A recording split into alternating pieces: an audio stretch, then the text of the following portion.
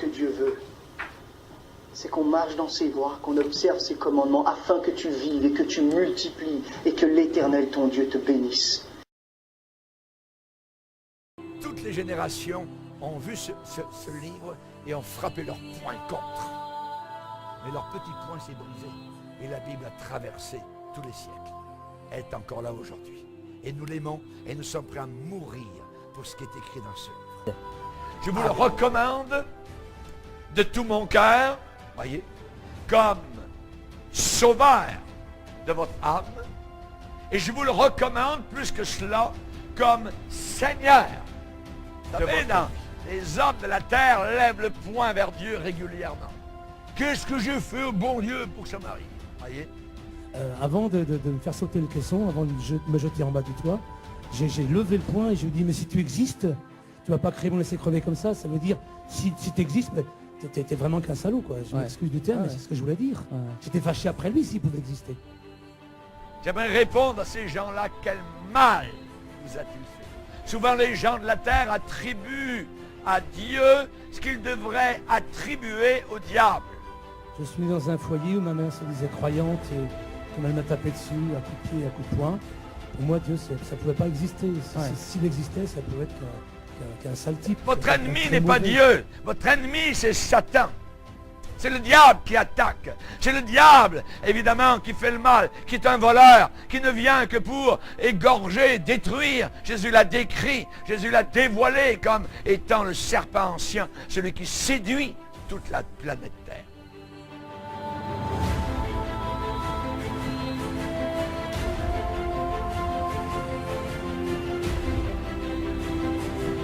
Mais ce qui est extraordinaire, c'est que à la fin du voyage, sans savoir pourquoi, je l'ai invoqué. Alors, on dit qu'on n'y croit pas, et au lieu d'invoquer n'importe qui d'autre, c'est celui qu'on invoque quand on n'a plus personne.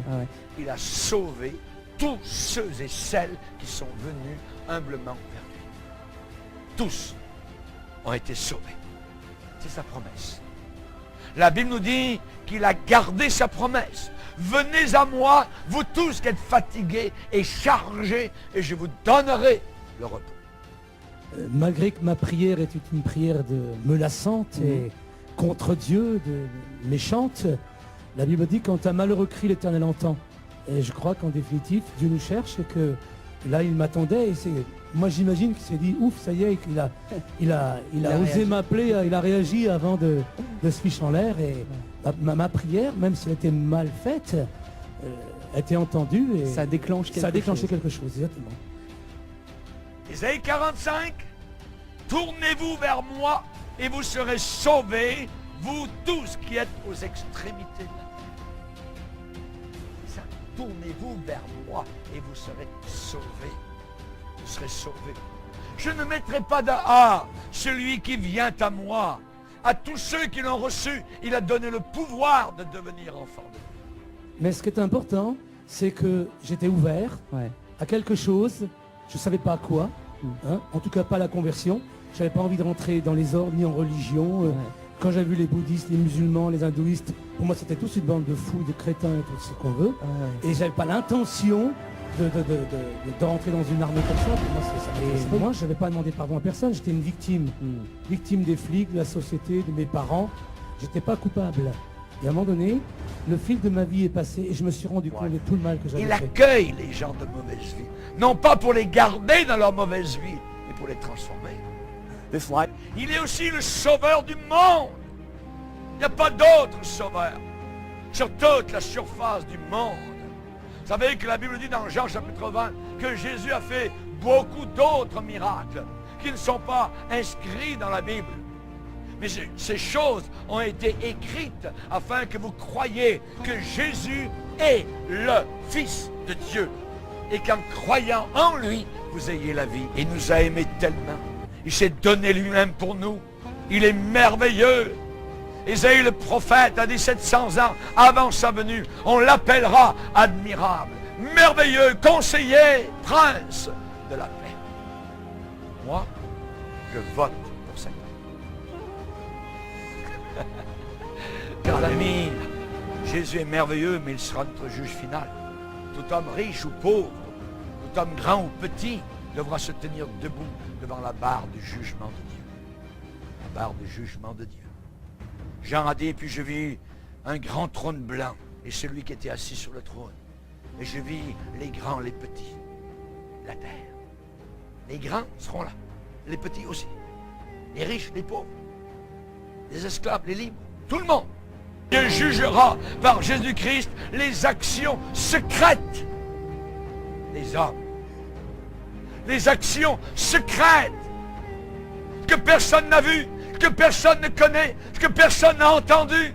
Ce que tu as fait secrètement, cela va sortir littéralement comme un squelette de garde-robe.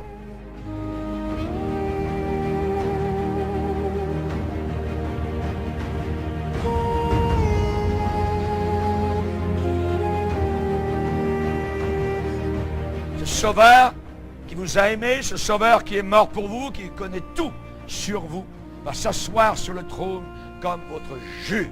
Votre juge. Et c'est la raison pour laquelle Paul est arrivé devant les grands d'Athènes à l'époque et leur a dit, Dieu ne tient pas compte des temps d'ignorance dans le passé. Mais maintenant, ce qui est important, c'est qu'il demande que tout le monde se repente. Parce qu'il a fixé un jour où il jugera le monde par l'homme qu'il a désigné et ce dont il a donné à tous une preuve certaine en le ressuscitant. Et nous ne devons pas regarder à nous, nous ne devons pas regarder à notre bonté personnelle, nous ne devons pas regarder à notre justice personnelle, c'est lui et lui seul qui peut sauver. Il faut regarder à Jésus. C'est lui qui te pardonne de toutes tes iniquités. C'est lui qui te guérit de toutes tes maladies. C'est lui qui te fait rajeunir comme l'aigle. C'est lui qui est mort. C'est lui qui a payé. C'est lui qui vient te chercher pour cet homme. Il est merveilleux, mon Seigneur. Jésus a dit, il n'y a pas de plus grand amour que de donner sa vie pour ce monde. Non! Il m'aime. Il t'aime. Merci. Relève-toi de ton lit de désespérance. Tu es aimé. Rien n'est cassé, rien n'est brisé. Son amour demeure. En 10 secondes, qu'est-ce que vous voudriez laisser à tous ceux qui vous écoutent aujourd'hui? Ne pas dire non. Parce que c'est ça le problème, c'est que j'ai fait du porte-à-porte, j'ai parlé dans les rues, j'ai fait plein de choses. Et j'étais très triste quand les gens me disaient non, ça ne m'intéresse pas, non, je ne veux pas vous entendre. Moi, j'ai ouvert mon cœur, j'ai écouté. On a toujours la possibilité de dire non après, mais si on dit non tout de suite, on risque de passer à côté de quelque chose. Et ce serait dommage que les gens qui m'écoutent passent à côté de ce que Dieu veut faire dans leur vie. Qu'ils puissent dire oui alors. Et attention, la Bible dit, Jésus, il est clair. Il dit, voici, je me tiens à la porte et je frappe. Si quelqu'un entend ma voix et m'ouvre, je rentrerai. Il n'a jamais dit qu'il défoncerait la porte. Dieu vient quand on l'invite. C'est toute la différence. Donc moi, je crois dans un Dieu qui vient quand on l'invite, mais qui nous laisse nous débrouiller quand on le rejette.